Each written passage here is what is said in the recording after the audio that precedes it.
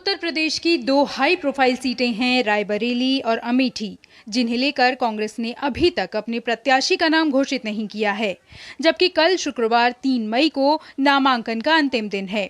लेकिन अमेठी के गौरीगंज कांग्रेस कार्यालय में गुरुवार को गहमागहमी बनी रही।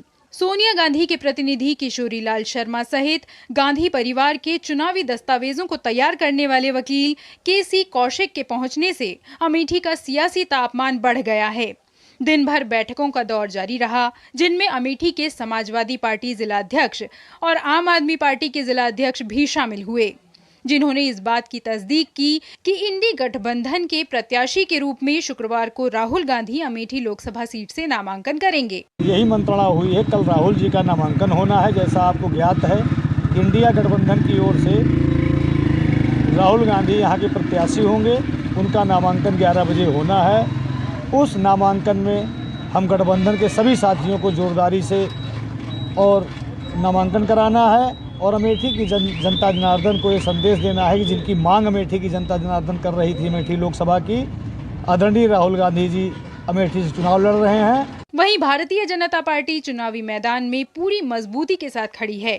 पार्टी ने उत्तर प्रदेश की बची हुई 2 सीटों रायबरेली और कैसरगंज के लिए भी उम्मीदवारों की घोषणा गुरुवार को कर दी है। इसके साथ ही अब यूपी की सभी 80 सीटों पर भाजपा उम्मीदवारों की घोषणा हो चुकी है। बीजेपी ने कैसरगंज से मौजूदा सांसद बृजभूषण शरण सिंह के बेटे करण भूषण सिंह को उम्मीदवार घोषित किया है और रायबरेली लोकसभा सीट से दिनेश प्रताप सिंह को टिकट दिया है। अपनी उम्मीदवारी पर दिनेश सिंह ने खुद को रायबरेली का बेटा बताते हुए इस बार रायबरेली से नकली गांधियों की विदाई तय की। मैंने सोने के चम्मच से चांदी की थाली में खाना नहीं खाया है। मैं गरीब घर का बेटा था, सामान्य किसान का बेटा था। अपने हाथ कोन गोणे, मेड़ बांधे, हल चलाए, पांच ढोए, छपरा छाए, खटिया बिनी। आज भारतीय जनता पार्टी का एक एक कार्यकर्ता गांव की गलियों में कमल खिलाने के लिए आतुर है और मैं भरोसा दिलाता हूं देश को, देश की जनता को कि रायबरेली से नकली गांधियों की विदाई तय है। योगी आदित्यनाथ मंत्रिमंडल में मंत्री दिनेश प्रताप सिंह पिछले 1 दशक से रायबरेली की राजनीति के केंद्र में रहे हैं। 2010 और 2016 में विधान परिषद के सदस्य बने। 2018 में उन्होंने कांग्रेस छोड़कर भाजपा का दामन थाम लिया। 2019 में भाजपा ने उन्हें सोनिया गांधी के खिलाफ रायबरेली से खड़ा किया।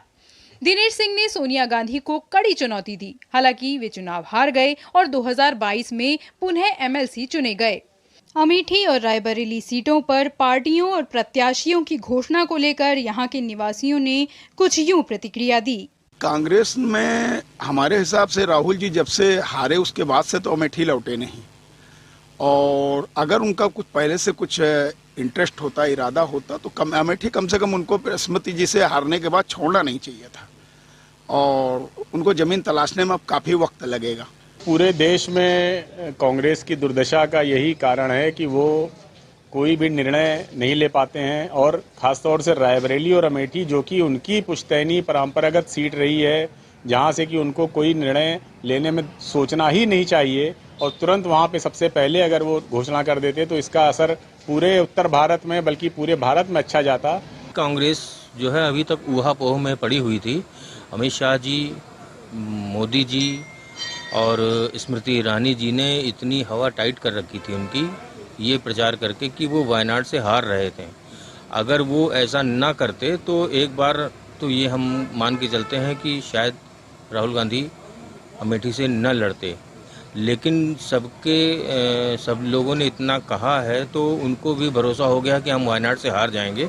रायबरेली सीट पर 2004 से लगातार सांसद रही सोनिया गांधी अब राज्यसभा सांसद हैं और कांग्रेस की ओर से कौन रायबरेली से चुनाव लड़ेगा, इसे लेकर सस्पेंस बरकरार है। लेकिन अमेठी से राहुल गांधी के नामांकन दाखिल करने पर इस बात पर नजर रहेगी कि अमेठी लोकसभा सीट पर इस बार 2014 दोहराया जाएगा या 2019 की तरह स्मृति ईरानी जीत दर्ज करेंगी।